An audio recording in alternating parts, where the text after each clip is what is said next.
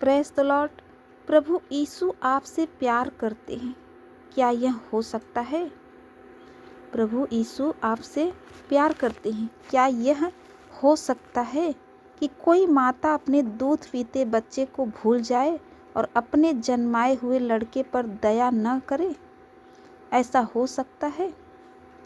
हाँ, वह तो भूल सकती है, परंतु मैं तुझे नहीं भूल सकता। यशायाह 49:15 में परमेश्वर ने वचन में कहा है कि एक दूध पीते बच्चे को अपनी माँ भूल सकती है, लेकिन मैं तुम्हें कभी नहीं भूल सकता हूँ। तेरे जीवन भर कोई तेरे सामने ठहर न सकेगा। तेरे जीवन भर कोई तेरे सामने ठहर न सकेगा।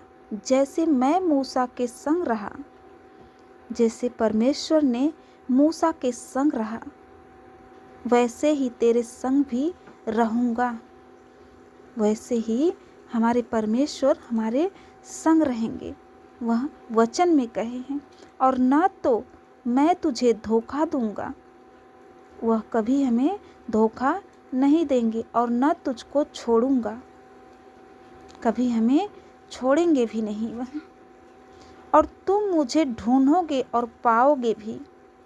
अगर हम परमेश्वर को ढूंढेंगे तो पाएंगे। हमारा मन सिर्फ सच्चा होना चाहिए,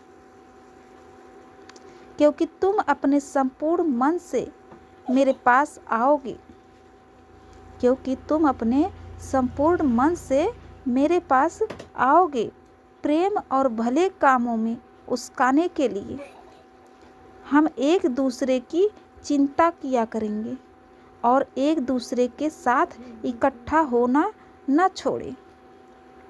हम एक दूसरे के साथ इकट्ठा होना न छोड़ें, जैसे कि कितनों की रीति है, पर एक दूसरे को समझाते रहें। हमें एक दूसरे को समझाते रहना है।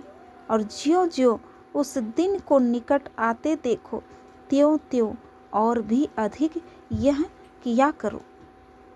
त्यों-त्यों और भी किया करो। यहोशू 1:8 में परमेश्वर ने वचन में कहा है, व्यवस्था की यह पुस्तक तेरे चित्त से कभी न उतरने पाए। व्यवस्था की यह पुस्तक तेरे चित्त से कभी उतरने न पाए। इसी में दिन रात ध्यान दिए रहना, क्योंकि आने वाला समय परमेश्वर का है। इसी में आप ध्यान दिए रहना, इसलिए कि जो कुछ उसमें लिखा है, जो कुछ उसमें लिखा है, उसके अनुसार करने की तू चौकसी कर। क्योंकि ऐसा ही करने से तेरे सब काम सफल होंगे और तू प्रभावशाली होगा। भलाई करना और उदारता दिखाना न भूलो। भलाई करना और उदारता करना न भूलो, क्योंकि परमेश्वर ऐसे बलिदानों से प्रसन्न होता है।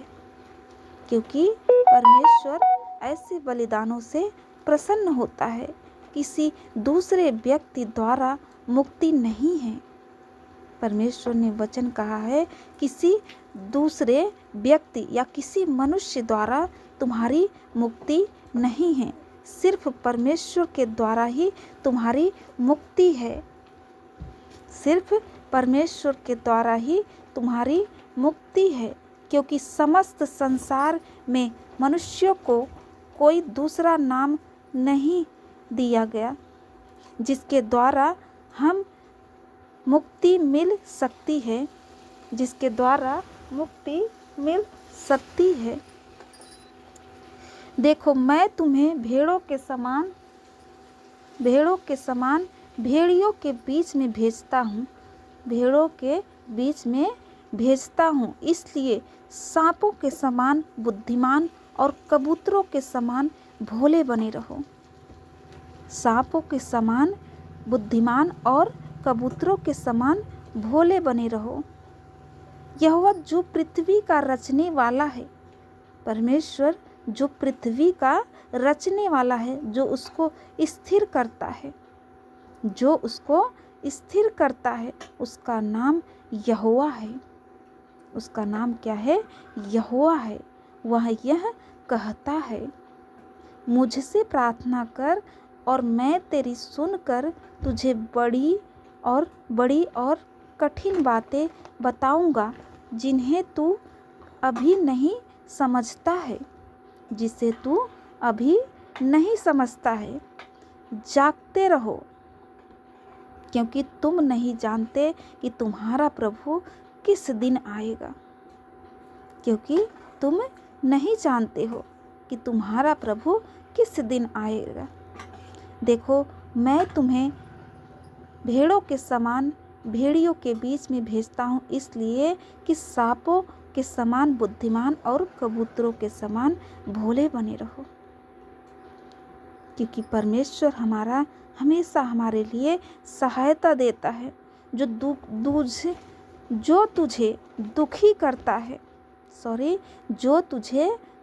करता है और उन्हें तू भूल जा और प्रार्थना करते हुए आगे बढ़, क्योंकि मैं तेरा परमेश्वर तेरे लिए बहुत कुछ नया कर रहा हूँ। तेरा परमेश्वर तेरे लिए बहुत कुछ नया